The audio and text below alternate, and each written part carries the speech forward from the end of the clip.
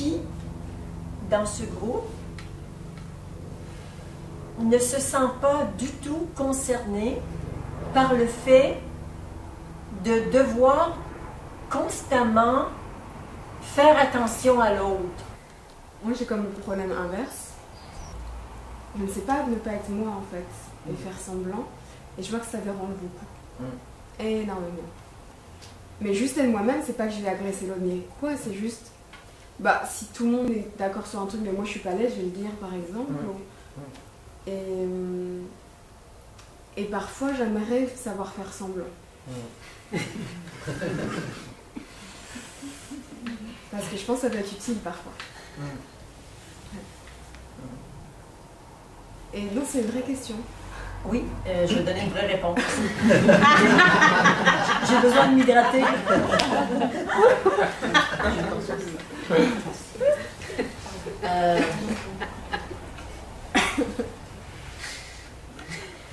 C'est vrai que tu n'es pas partie prenante du faux semblant.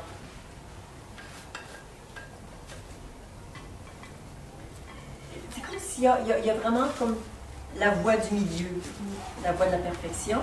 Hein? Marlène et tous ceux qui se sont reconnus dans ce comportement sont un peu de ce côté-là. Et toi, c'est pas que tu es tout à fait au centre. Sur ça, tu n'es pas loin du centre. Mais il y a un petit côté rebelle en toi. On ne te fait pas chier. Hein? Pour parler poliment. Tu es vrai. On ne peut pas te reprocher de ne pas être vrai. Il y a une différence entre être vrai et être délicat, être empathique.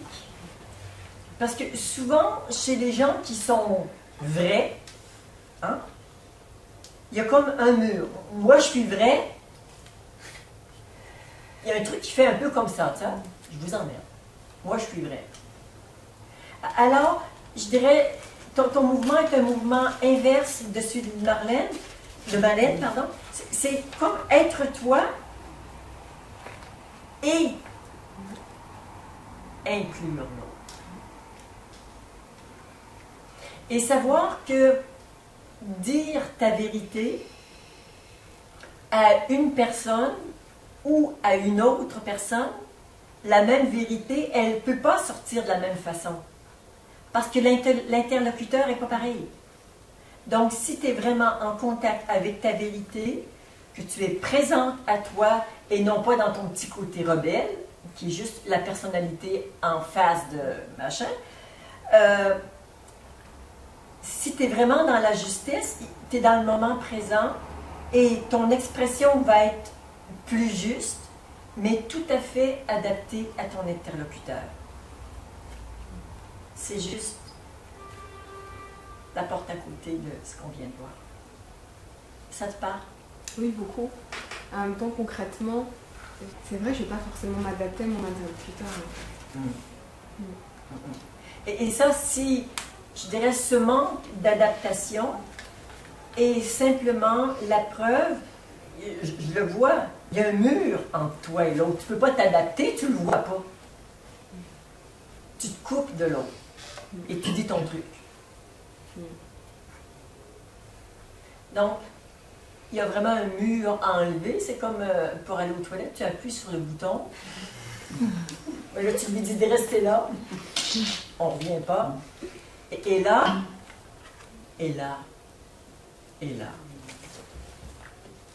Tu te connectes à ton cœur. Et tu te connectes sur le cœur de l'autre. Et ce ne sera plus jamais pareil. Plus jamais pareil. Parce que là, il y a un lien au lieu d'avoir un mur.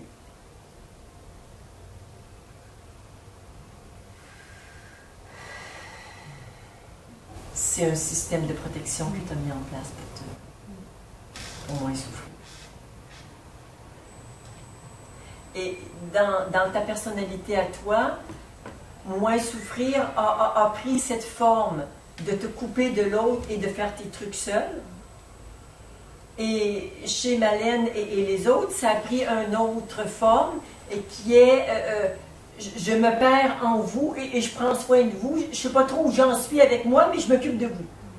Moi, je verrai bien un jour si je peux être présente à moi. Alors, soit on est trop chez l'autre sans être chez soi, ou on est trop chez soi sans être chez l'autre.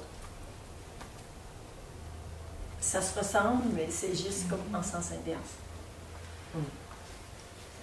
Et toi, c'est vraiment la reliance à l'eau qui est la clé pour passer d'un comportement à un autre. Ça te parle? Oui. Okay. Et tu vas ressentir plus de joie si tu peux porter attention et descendre dans ton cœur. Ta vie va être différente et tes relations vont être différentes.